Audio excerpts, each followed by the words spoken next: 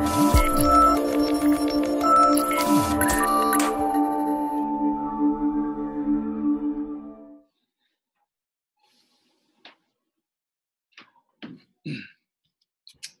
right, everybody, we're going to go ahead and get started. Thank you, everybody, for joining us tonight. Let's see. I think we have a chat screen that's available. If you guys can hear me, if you guys don't mind maybe sending something in the chat screen so you guys can hear me. Just kind of a little housekeeping before we get started. We will do some question and answer. We'll save time to answer questions. I'll stay here as long as I need to answer any questions we need to.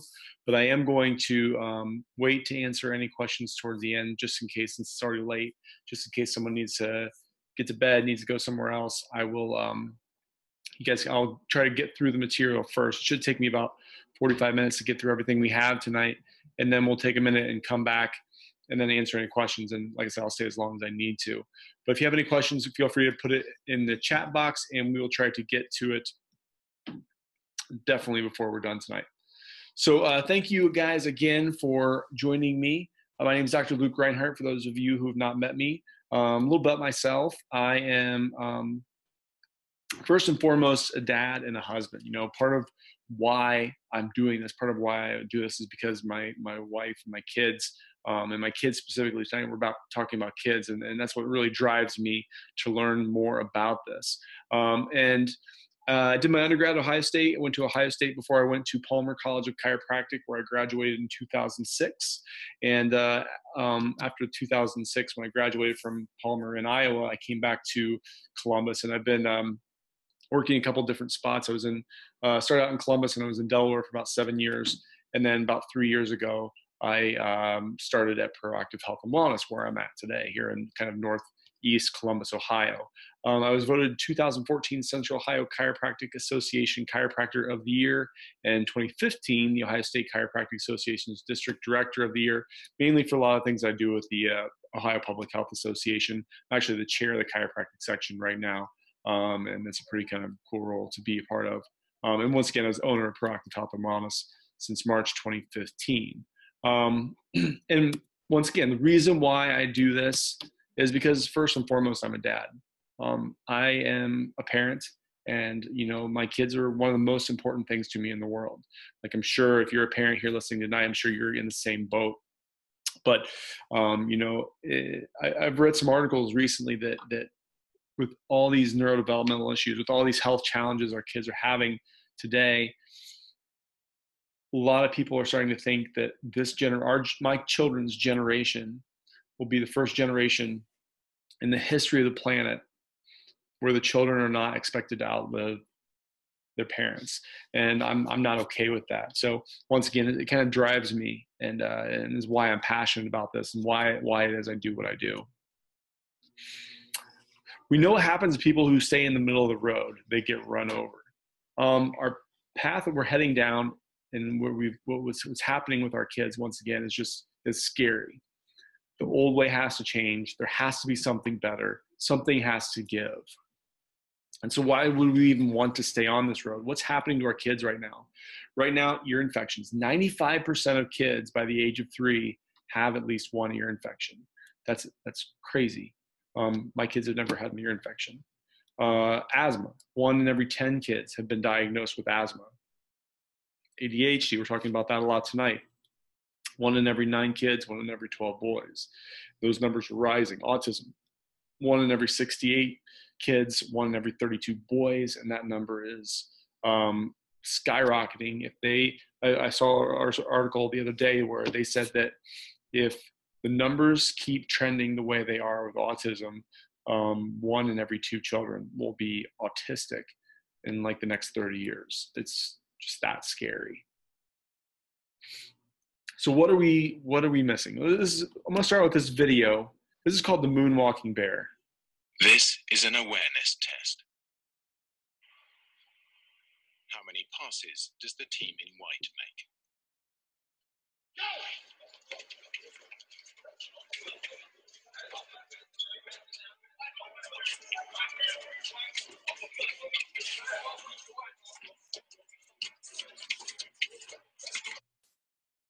The answer is 13. But did you see the moonwalking bear?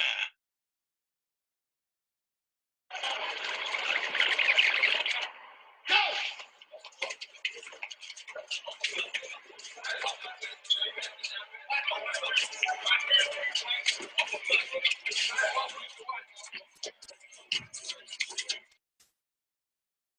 It's easy to miss something you're not looking for. So what is happening right in front of our eyes? What's happening right in front of our face that we're not looking for that's making these changes? We're going to come back to the moonwalking bear. So tonight, what tonight is, there's sort of kind of three goals for tonight. One, gain better awareness, understand what's happening a little bit better than what we understand right now. Two, get answers. Answer the question why. That's one question that we don't hear a lot of people answer, is why. Why is this happening? Why is this continuing to get worse? And three, we want to give you parents some action steps. We want to do some things to get to put some things into play that can actually help your children. You know, you hear the old term, knowledge is power. Well, that's like a half-truth. Applied knowledge is power. So if you take the information you have tonight and use it, oftentimes we see changes with kids. When I grew up, there were two major rules. One, don't call kids names. And two, don't do drugs. So it seems like everybody has a label now, whether it's autism, ADD, sensory, Asperger's, ODD, OCD, anxiety, bipolar, asthma, allergies, go on and on and on and on and on. And of course, with every single label we have a drug that matches it. You know, it's sad when I see kids on multiple drugs before they're 10 years old, but that's just kind of the reality of what's happening right now. And so what is the perfect storm? It's really all about how our body handles stress and how our body adapts to stress. Adaptation is something we're going to come back to again and again and again tonight, whether it's physical stress, emotional stress, or chemical stress. How is our nervous system adapting to that stress, and how is it manifesting? So we're going to start out and we're going to go through the three types of stress, because this is, once again, where a lot of it starts. The stress and how our body adapts to it, once again. So, you know, most of the time, especially with these kids that are sensory, that are ADD, that are ADHD, there's some history of some kind of physical stress, some kind of trauma. It can even start as in utero constraint. If as a baby, you can't even move around, you're stuck. There's not a lot of room to be positioned correctly. You're not in that proper head down position. Your breech, that can start it. This is the big one. This is one we're going to come back to again, but birth trauma. One of the first things that I ask a parent when I'm evaluating a child is, what was birth like? And once again, we're going to come back to this. We're going to hit this again. But 85 to 90% of the kids that I check that have one of these diagnoses have a history of some kind of birth trauma. Not 100%, but very, very high. Forceps, vacuum, cord wrap, C-section. Generally, something like that is in the history. C-section delivery, colicky as a baby, ear infections, not sleeping well, focus issues, hyperactive. And it's just like, I'm getting to the point where sometimes I can tell the history just as well as a parent. Falls, you may be able to hear them upstairs, but my kids fall multiple times a day. That can cause it, for sure. But you know, they're kids. How many times you fall on your bottom before you learn how to walk, how to move around? Back to sleep program, we hear stomach, side, back, and sleeping position can definitely play a role into that too. And then we have, you know, a lot of times, and we see this a lot, is when you have a baby that's really not moving well yet, one of the things we want to do is stick them in one of the bouncers, and doesn't necessarily always allow for that normal curvature of their spine to develop when you're in a crawling motion or you're in your stomach. And that's why the tummy time is so important. You want to really work on them extending their head back to work on that curvature in their neck. And when you bypass that normal process with bouncy seats, things like that, that can cause stress. Chemical toxins, this is more and more present in our environment, and that's the next one of the three major toxins. It starts a lot with what we eat. The preservatives, pesticides, and processing of our food now is insane, is toxic. We look 100 years ago when my parents and my grandparents, the way they ate, they grew all their own food. They had their own farm. And so they didn't have the processing. They didn't have the pesticides we do now. And it's playing a big role in our nervous system has to deal with that, has to adapt to that. Sugar, grains, dairy-based diets. If you look at the food pyramid, the biggest kind of base of the food pyramid is grains. And we just kind of have the whole pyramid flipped upside down, but that's our typical American diet. And high sugar, high grain, high dairy, which grains and dairy also break down into sugar. So very high sugar intake. Environmental care, chemicals everywhere, household cleaners, detergents, vaccines, antibiotics, other drugs like that. Drugs are even in our drinking water. They're so prevalent. People are dumping it down their toilets, and now it's even in our drinking water. So we have this chemical storm that happens, and once again, our nervous system has to adapt to that. More chemicals than what we had 20, 30, 40 years ago. And then mental emotional stress, the way we think, this is probably the biggest one. This is something that we see with every single day. Emotional stress can do that. And where does that even start for a child? Where does it start for a child? Believe it or not, it starts with pregnancy. Stressful, fear-based pregnancy. You go in, okay, where are we at? How's the baby's heartbeat? We need to do an ultrasound. We need to do a follow-up ultrasound. You're measuring big, you're measuring small. I think you need to take it. It's just from the day one, it's completely fear-based. And if you're not tracking right exactly where you should be, birth becomes more of a procedure than a process. Stressful forced emergency deliveries, once again. Now we're finding that more and more deliveries are scheduled, and they're more to help with convenience than anything. But these emergency deliveries are almost more common than the other way around. NICU stays, once again, a lot of these things we're not against, right? So I'm not against like a NICU stay. I'm not against that. That's there. It's life-saving. It's important. But it's stress, and it's a stress your body has to adapt to. When you're in this stressful environment, even baby, realizing that they're in this stressful environment, it affects their nervous system that's really new and developing. Fast-paced, high-stress life. This is me, right? We have a busy practice. We got 2 young boys at home. We're go all the time. Today, we had get up, get ready, get fed, go to preschool, go to soccer, go back up, pick up my other son from preschool, go home, have lunch, go to guitar lessons, come home, eat dinner. And so it goes on and on. And that's once again, we have to deal with, but it's very tough emotionally. And once again, getting labeled, getting diagnosed. A lot of people resonate with their diagnosis once they get it. And they sometimes don't think that they can overcome it. And so just having that diagnosis is a physical or emotional stress, in and of itself.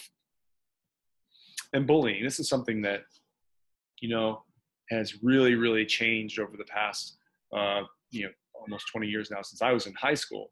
Right? If you had a bully in high school, you went home and you were able to stay in the nest and you were good. Whereas now with social media, with everything and texting and all that, you can't escape it. It's like a constant type of a thing. The cyberbullying is just insane right now.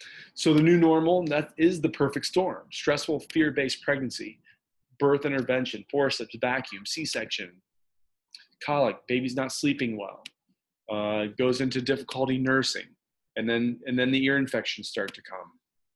They were given some antibiotics, 3 to 4 times the number of vaccines than when I was a child. Once again, this is not an anti-vaccine talk, but when we look at how many vaccines there are versus when I was young, 18 versus I think the schedule right now is 72, it's completely different. And there's just more of that stress on the body and on the nervous system.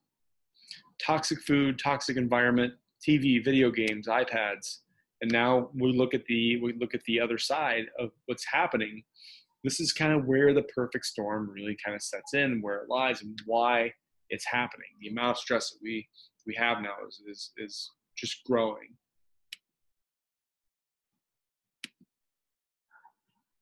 So we talk about chiropractic. Why is it okay? That's great. I get it, Dr. Reinhart. But why is a chiropractor talking about my child with sensory issues or ADD or ADHD?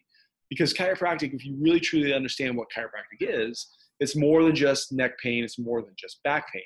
This is from Dr. Bruce Lipton. And Dr. Bruce Lipton says the function of the nervous system is to perceive the environment and coordinate the behavior of all other cells. So perception and coordination are two big words there, we highlighted in black, of everything.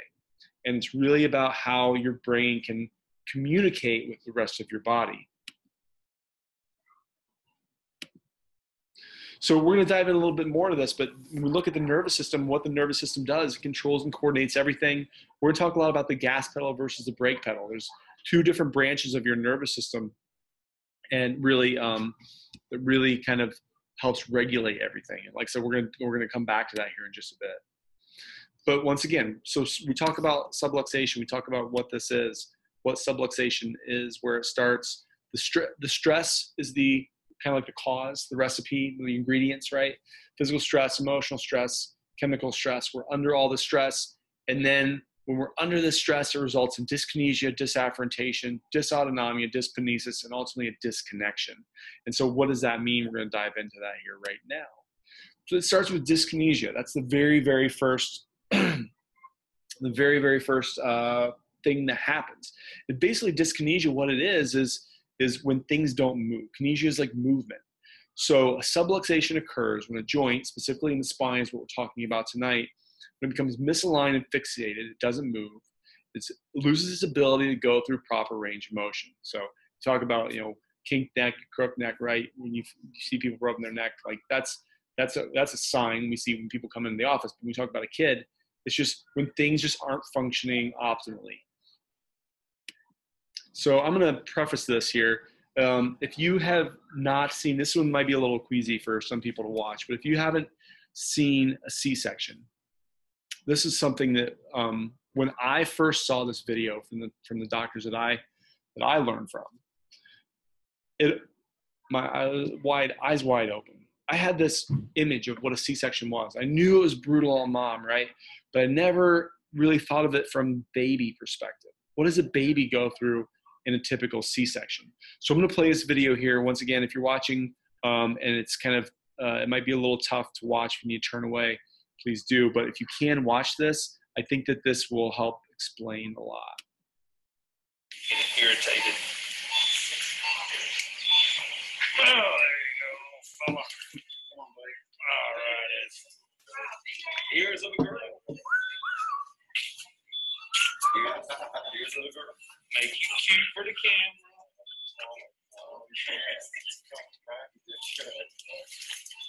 There you go. So I don't know about you, but if you were able to watch that, that was pretty, that's pretty rough. That's pretty rough. And so the American Academy of Pediatrics says that for a normal C-section delivery, a normal C-section delivery puts up to 60 pounds of stress on a child's upper cervical spine, part of their neck. It's unreal. Like if someone ever grabbed my children today, I have a 5-year-old and almost a 3-year-old. If someone grabbed them by the head and pulled them and took them and moved them around, like they just did in that video when they're taking the child out, I would come out swinging. I would try to knock the person out because that's just not acceptable any other time in the rest of someone's life. But during that initial birth process, that's considered normal. And you kind of compound that with just the natural way the birth happens. The mom's pelvis kind of sucks and has a suction that brings the head towards her pelvis. So you're going against that to pull the baby out. And it's extremely, extremely stressful for the child. Now we talk about, well, okay, well, I get that, but why is it different now? When we look at the rates, how often is a C-section happening? Now, the World Health Organization says that, you know, this is not, let me back up before I go forward. This is not anti-C-section talk, okay? There is a time and a place for it. When used properly, it is absolutely a life-saving procedure for both mom and for baby. But the World Health Organization says that it should be happening about 15% of the births that happen. 15% is an acceptable rate for C-section. So when we look at the rates over the past 30 years, back in 1980, about 17% of births were C-section. And we just kind of see a slow, steady rise over the years, 23, 24, all the way up to 2010 when we're up at 33%. 1 in every 3 births were C-section deliveries. And I pulled some information from the Centers of Disease Control. Right now, the most recent information we have is back in 2015. They're still kind of pulling together data from the past years, but in 2015, it's still at 32% is a normal birth rate. So 1 in every 3 deliveries is like what you just saw a few minutes ago on that video. So this is an interesting study. You know, I hear a lot of people say that a lot of these things are genetic. A lot of these things are just whatever. My mom had it, I had it, but is it really genetic? This study says that the etiology of autism, this is autism specifically, is unknown, but is now believed the mechanism that is underlying autism etiology is most likely polygenic and potentially epistatic, and that environmental factors may increase with the genetic factors to increase the risk. What does that mean? So they're still thinking that there's some genetic precursors, but what they're actually finding is that there likely is some kind of environmental something that's triggering these, or something that is happening that's getting these genes to interact, to fire, to work, basically. And really, when we talk about epigenetics, I don't know if you've ever heard of epigenetics, but epigenetics is a whole new field of study that what they're finding is, while we all have genes, we all have a genetic code, genes are activated and deactivated based on environment, which is very, very important to understand. So this is once again back to Bruce Lipton. We talked about him earlier, and we quoted him earlier, but Bruce Lipton says the problem is that while we have an understanding of what the mechanism isn't working, they're blaming the vehicle for what went wrong. They believe that the vehicle, in this case our bodies, are controlled by genes. But guess what? They don't take into consideration there's actually a driver in that car. The new science, epigenetics, reveals that vehicles, or the genes, aren't responsible for the breakdown, it's the driver. So Dr. Lipton basically did this thing. So let's imagine 2 cars came off the assembly line at the exact same time. Car A, car B, absolutely perfect, absolutely exactly the same. There's no difference in these cars. One had a driver that was very meticulous at maintaining how that car functioned. Always changed the oil, always made sure the tires were inflated, rotated the tires, and always went in for tune-ups, and always put in the best gasoline, and did everything they could to make sure that car was going to run. While on the other hand, driver B never took care of the car, never changed the oil, always ran on flat tires, always was going fast and slamming on the brakes. Which car is going to break down faster, right? We have to take into consideration the driver. We have to take into consideration the environment. Another example that he gave when he talks to epigenetics is, you know, let's say we found out that today we found out all the fish in Lake Erie had cancer. If we found out today all the fish in Lake Erie had cancer, would we say, what's wrong with their genes? Or would we be asking, what's wrong with the water? Would you say, what's wrong with the water, right? Why are all these fish getting cancer? And we are the same way, right? We are activated, our genes are activated and deactivated based on environment. So oftentimes we see families that have the same genes, they have the same disease processes, but they also have the same lifestyle. And that's very, very important in this whole process. This is an interesting study, birth in the spine. says incidence of somatic dysfunction in healthy newborns. This is not done by a chiropractor. This is done by a DO. And they found basically the results, it's kind of hard to read here, it's in small, but they checked 100 newborn babies to see out of 100 babies, how many of them had dysfunction or areas in their spine where it was misaligned and not functioning well. And this study said out of 100, they found that 99 had some kind of dysfunction in the neck, even from a normal birth.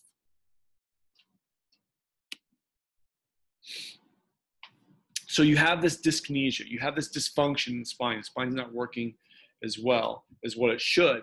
And so dyskinesia, when it's there, especially when it's uncorrected, leads to disafferentation. And disafferentation basically says that input controls output. A lot of times we see ADD, ADHD as output type of things like hyperactivity, but really it all is depending on the input. And when we talk about our senses, believe it or not, there are actually 7 senses. So we think about hearing, sight, on, right? But the other 2 that we don't talk about as often are movement, or proprioception and nociception. We're going to come back and talk a little bit more about both of these. And then balance and coordination. Those 2 senses are very, very important when it comes to what we're talking about, ADD, ADHD, things like that.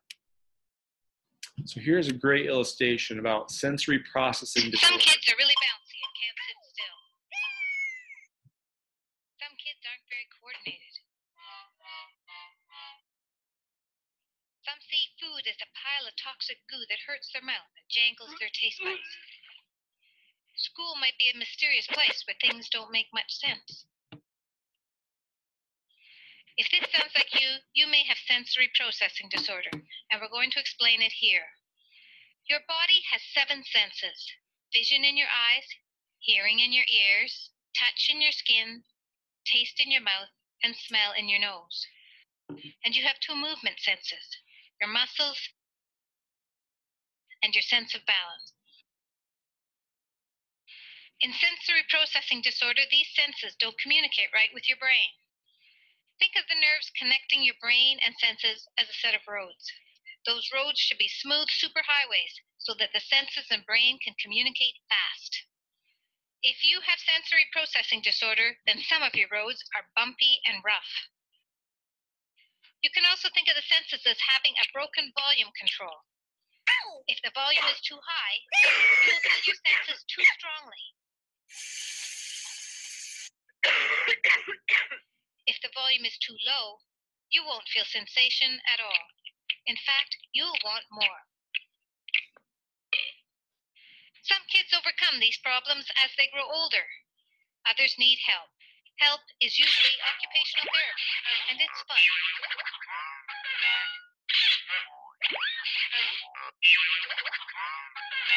Occupational therapy helps build up the connections between your senses and your brain.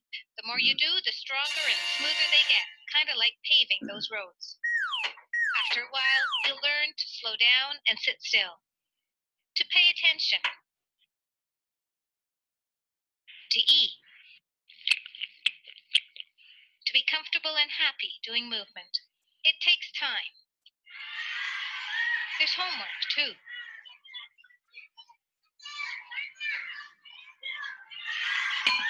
But the more you work at it, the better it gets. So that was a good illustration, and they talked a lot about paving the roads and what occupational therapy does. And occupational therapy is great, but what if there's a block in the road, right? You look right where those doctor's fingers are, right there. That's where the main source of communication is. The thickest part of your spinal cord is right there, and where the nerves cross over to communicate with the brain, right in that area. So while paving the road is great, if there's some kind of bump in the road and the road's not even open or not drivable, then that's going to cause a problem as well. So proprioception, once again, is a big word for basically it's a neurological process that when you move, your nervous system, the joint receptors in the rest of your body is sending information back to your brain. And that information charges your brain's batteries, right? It actually helps helps your nerves calm down, or excuse me, helps your brain calm down, helps it focus. When your brain is getting that information, that's very important. Once again, that's why occupational therapy, something like that, works really well, because when they're moving, when they're on balancing, things like that, the movement stimulation actually is very calming to the brain, helps kids especially focus. Half of the neurons in the spinal cord are there for just proprioception. There's 7 times more neurology that actually goes back to your brain, so your brain can see what your body is doing in space and time than there is in your body going your brain going out the other way and controlling things and adapting to its environment. So your brain interpreting and perceiving the environment is actually the biggest thing that your brain is spending its time and its energy doing. 60% of that proprioceptive, that movement input, comes from the spine, and 1/3 of it comes from the upper part of the neck. When you look right there, once again, where a lot of that trauma starts, a lot of it happens right there. So you have the trauma, you have the dyskinesia, you lose that movement. When you lose the movement, the proprioceptors, those nerve receptors, aren't firing. When they aren't firing because it's not moving, your brain doesn't get that input, and it puts your brain in chaos mode. It's like Metallica for these kids' brain. It actually speeds up your brain because your brain's like in this panic mode, trying to find this information that it's just not getting.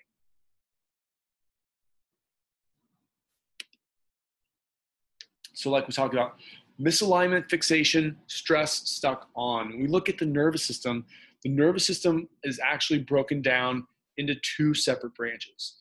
One is called the sympathetic part of your nervous system. And the sympathetic, if you look on the right side there, it says gas pedal.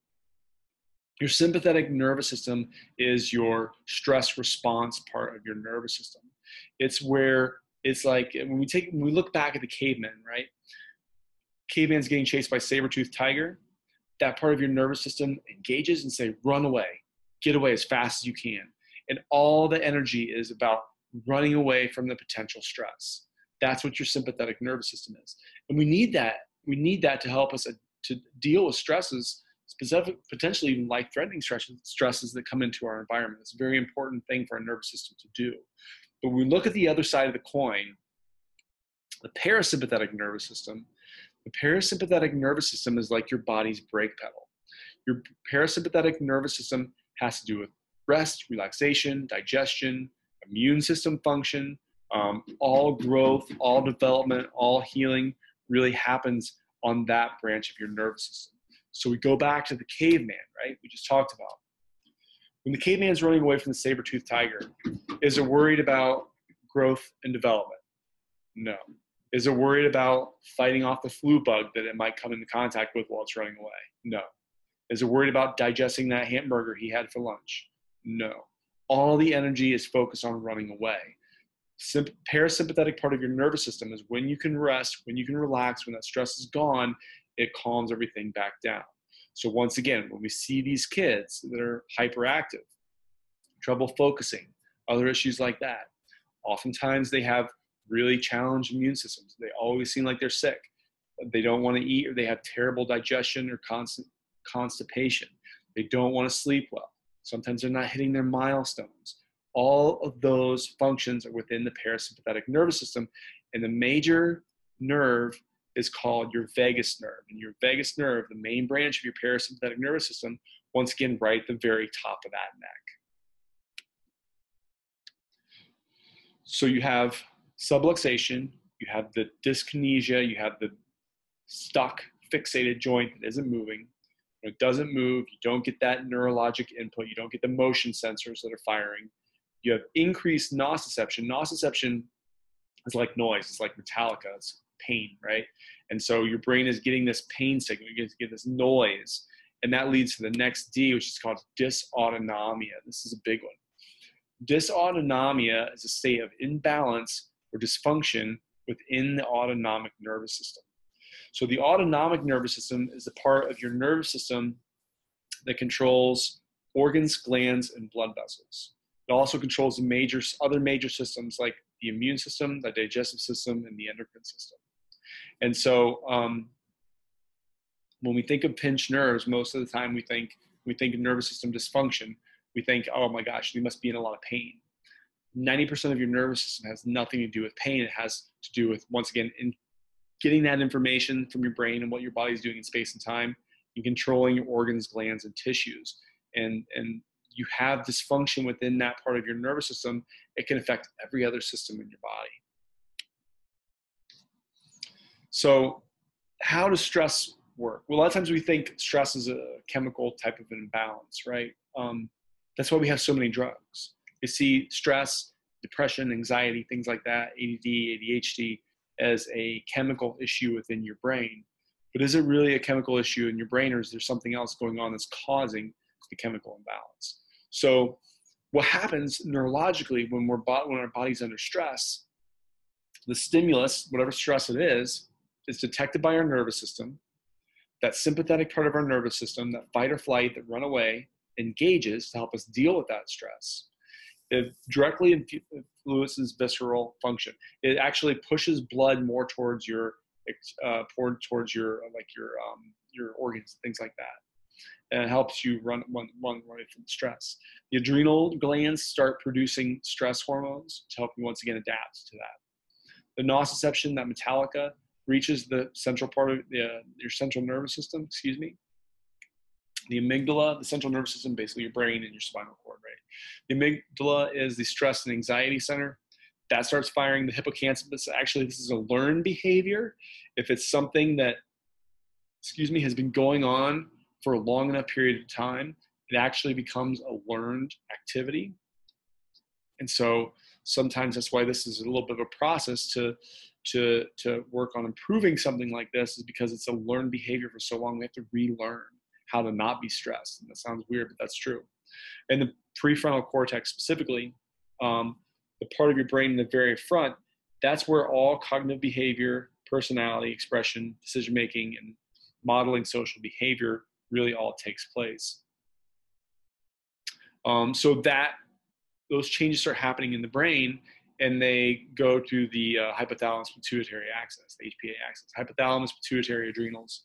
And so you have these chemical changes in our body, but the chemical changes don't necessarily need a drug to fix. They need to calm down the nervous system. And if the nervous system's functioning normally, it can actually change the chemistry within our brain. So once again, isn't a chemical, if you see it as just a chemical problem, then the solution is taking another chemical, taking another drug. If we kind of take a step back and take a look at the neurology of why this is happening, it's a different solution. This was a really cool article that just came out in 2016. It says manipulation of dysfunctional spinal joints affects sense and motor integration of the prefrontal cortex. What the heck does that mean? Basically, we talked about that prefrontal cortex is where all social behavior, social modeling, anxiety, depression, cognitive function, a lot of things like that. That's the part of the brain where that lies. So this research wanted to see, after a chiropractic adjustment, was there any changes that actually happened in the brain? Does anything actually happen? And they actually found that following a chiropractic adjustment, prefrontal cortex activity decreased. And we say decrease, that's actually a good thing. Because once again, remember, when it's not getting that neurologic input, when it's not getting that movement, puts your brain in chaos mode.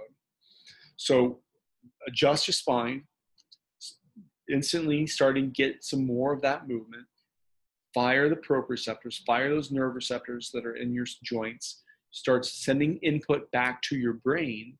Your brain says, oh, there it is. There's that information that I was looking for that I couldn't find. When it starts to get that information, it's actually very calming to your brain and can calm down the prefrontal cortex. Its activity decreased by an average of 20.2%. And that's just an average. So some got more, some had less. But that is an awesome study. There's not a drug on the world that could see these kind of changes. And so just really, really cool science showing that an adjustment of dysfunctional joints, that dyskinesia, correct that, and it can actually change brain function. What happens in vagus does not stay in vagus. We talked about the vagus nerve. The vagus nerve is your main parasympathetic nerve, the brake pedal nerve. Rest, relax, digestion, growth, immune function. social. There's a very social part of the vagus nerve, social interaction. But the central nervous system, this study says that the central nervous system interacts dynamically with the immune system to modulate inflammation. So basically it says that your brain and your nervous system control your immune system and how your immune system works. So the vagus nerve stimulation, so when there's no stress on the vagus nerve and it's working like it should, it potentially reduces intestinal inflammation, restoring intestinal homeostasis. This was finding that taking stress and stimulating the vagus nerve actually engaged your immune system and can help reduce inflammation in your gut and improve gut health. That is a cool study that, once again, a lot of times with healthcare, when someone has a gut issue, they just look at the gut. When someone has immune system dysfunction, we look at just the immune system. When they look at what have you, we just focus on this one system, but we don't really see how the body interacts with all the other systems. We don't see specifically the master control system, the nervous system, how it's functioning to affect these other things. So vagus nerve, once again, the parasympathetic nerve, it's the brake pedal nerve. It's involved in social, emotional recognition, expression, speech, communication, sensory regulation, calming, relaxing, slowing down, respiration, cardiac system, digestive motility, relaxation, immune system function, and is anti-inflammatory. When we talk about these kids who are hyperactive, who are sensory, who are even autistic, how many of them, once again, have chronic immune function issues? How many of them have digestive issues? How many of them just can't relax and sleep and may not be hitting their milestone, may have apraxia, may things like that. That's the vagus nerve. So once again, back to Bruce Lipton. Bruce Lipton says, you cannot be in growth and protection mode at the same time. You can't be sympathetic gas pedal and brake pedal at the same time. You can't be both. You can either be one or the other, and your body needs to switch back and forth. It needs to have that ability to adapt to stress when we have stress. That's a normal thing for our body to do. But more importantly, when that stress is gone, our body has to be able to calm down, relax, go back into that growth, go into that recovery mode, and really go. And that's where development really happens. So if you're stuck and locked in the stress mode because the brake pedals aren't working, because there's dysfunction in the spine, the upper cervical spine specifically, you're just stuck with the all gas pedal, no brakes.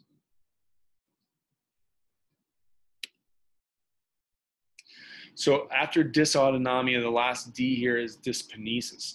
And dyskinesis is defined as a reversible physiological state consisting of unnoticed misdirected neurophysiological reactions to various agents, environmental agents, events, bodily sensations, emotions, and thoughts, and the repercussions of these reactions throughout the organism. Basically, what does that mean? Once again, a lot of times we see these conditions we see ADHD as output issues. They're bouncing off the wall. There's high energy, high output. When really, it's not an output issue as much as it is an input issue. And so your brain is stressed out because it's looking for information that it should be receiving that it's not. When it gets stressed out, it puts you into this fight or flight mode, and you're go, stuck on the gas pedal. This is completely reversible. This is reversible. That if we start gaining more input back into the brain, it can actually calm the brain, slow things down, and decrease energy output.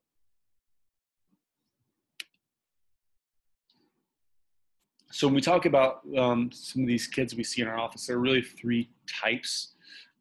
There's one that's called the raging bull. It's like stuck, gas pedal, slam to the floor all the time, Ferrari engine, bike pedal brakes is what we call it. Oftentimes they're the ADHD, sensory processing, high anxiety, OCD, ODD. That's what we call raging bull, go. And then there's more of the drunken bull. It's kind of just like disconnected, not there, not functioning, some learning disabilities, not speaking, not hitting all the milestones, just kind of not with it. So there's two. The third, they can actually be raging bull and drunken bull. They can be both. But these are the main types that we see with kids that come into the office. Bye, Aunt Kristen. Preface this one here. This one's from one of my mentors, Dr. Tony Ebel. He was, this is a child that was diagnosed with this. The first video was the day he was diagnosed with autism. And this was the day, I believe that same day, I believe he had his first chiropractic examination. And so this is a great story just because he's got a lot of it on video and you can actually see. We don't have a lot of stuff on video just yet, working on that. But we're going to come talk about Dr. Ebel, and he's got another one of these presentations coming up in the near future. But this is a cool story that I think will kind of show you the potential. See you later. No? No?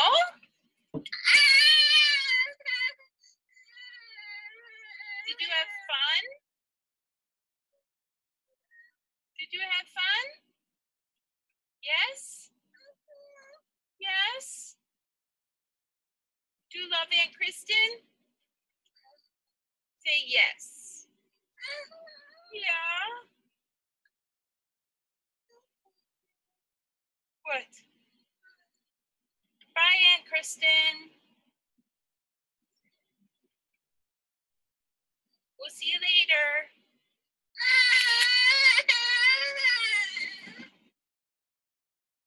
So you can see Evan was just not connecting. Bye, Aunt Kristen. Not interacting with his mom, not talking, not forming sentences, just disconnected. And so this is really where the perfect storm starts. We talk about these extremely stressful pregnancies, stressful birth, stressful delivery, stressful NICU stays. Once again, not against any of these things. These things are great. They're life-saving, and especially when used appropriately.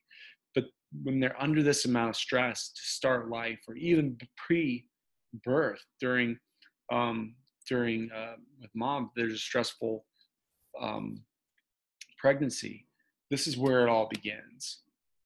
And so when we look at Evan's case, emergency C-section, mostly nonverbal. He would do like 3 to 5 words. He wasn't talking a lot, wasn't following directions, no eye contact. There's the one thing you'll notice, he just doesn't make eye contact very well, or doesn't really understand what's happening with his environment. Very emotional, very disruptive, not sleeping at all, horrible sleeper, no interaction with, just seemed to be in his own little world, just off and doing his own thing. Diagnosed with autism, and then started care on the same day he was diagnosed with autism. This is what you see on the right-hand side. This is some technology that we've invested in our office. And this is great because, once again, when we take a look at the nervous system, you can feel about 10%. 10% lets you know if you're having neck pain, if you're having back pain. But really 90% of your nervous system, once again, is function, is how your brain is interpreting your environment around it and what your body's doing, and how your brain is taking that information and having your body adapt to what is happening in your environment. And it can only do that if there's no interference within the nervous system and the nerves are working like they should.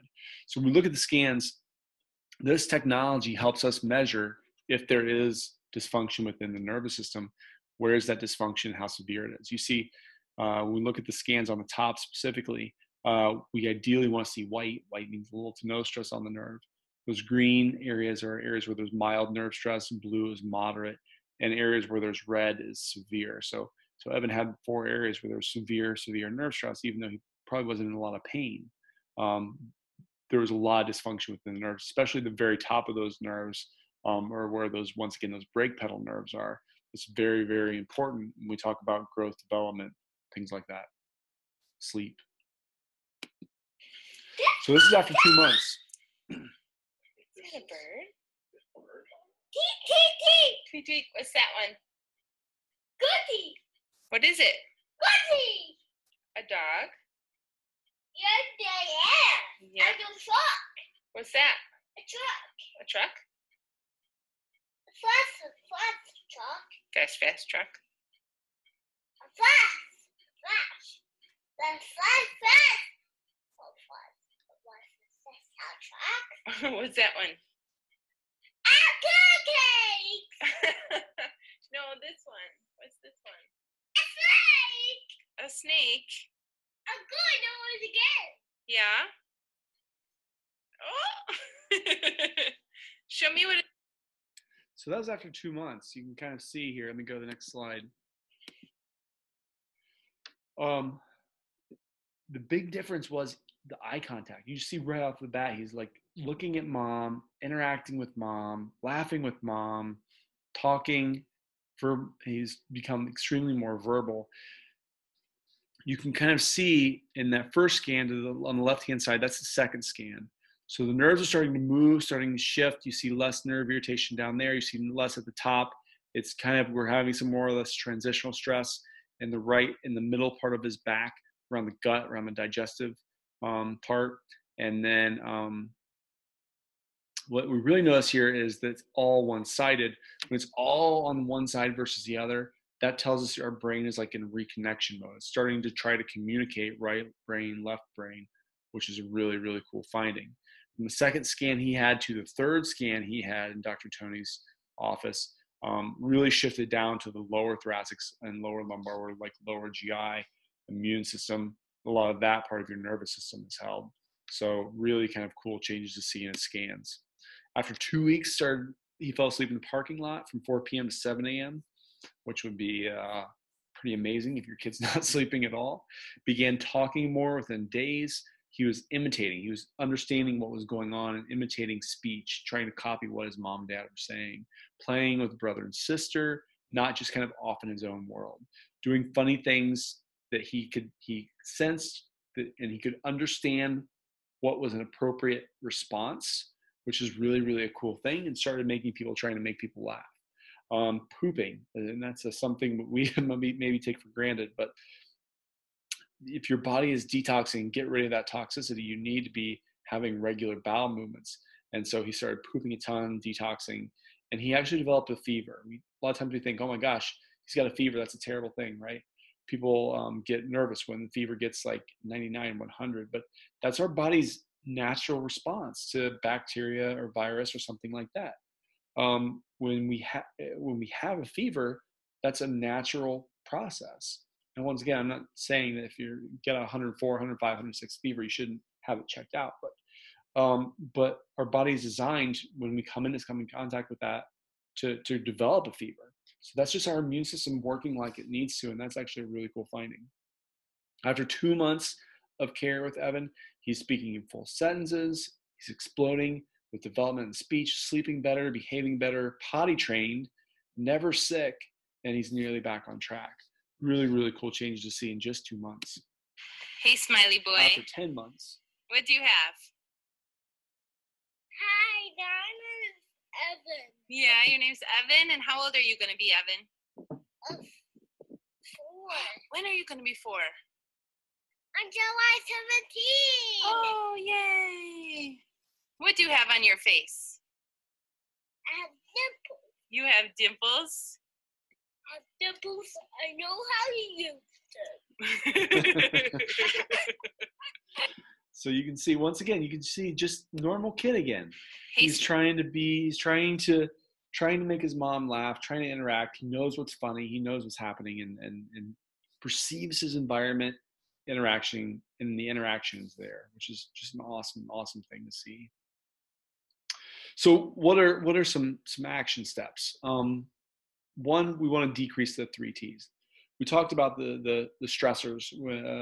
If you didn't join us earlier, we talked about the 3 stresses that really cause this. They're physical stress, emotional stress, and chemical stress that we have in our environment. The more you can decrease the amount of stress, the less likely you are to have some of these toxicities, these stresses, these subluxations. You have to increase their ability to adapt to their environment. that's one of the things that chiropractic is good with. You have to make sure that their nerves, they're moving, there's constant movement, there's constant function. The brain's able to perceive the information that's coming in. And if it can perceive that information, then it can adapt to its environment. And there's a lot of things that can really help them just improve that proprioception we talked about earlier. And 3, find out if we can help. That's kind of why we're here tonight. We talked about the scans, and when I go over this, and when I've done this for probably like a year and a half now, and inevitably when I'm doing it, especially when I'm doing it live, people want to know, like, I see the light bulbs, I see the parents thinking, like, could that be my child? Could that be what's causing my son's ADHD? Could that be what's causing my daughter's anxiety? Could that be what's causing my nephew's issues? And so, tonight is really about an opportunity to see if this is something we can help you out with as well.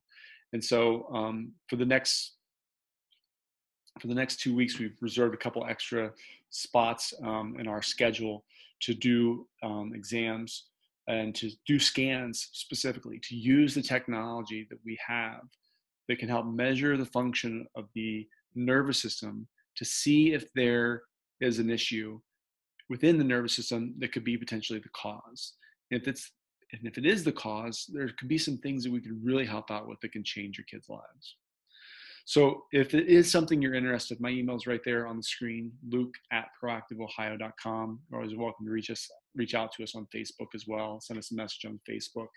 And let us know if there's a time, if there's a day that works well for you and your kids, just to see, just run a scan, just to check, just to see just get checked and see if it's something we can help out with or not.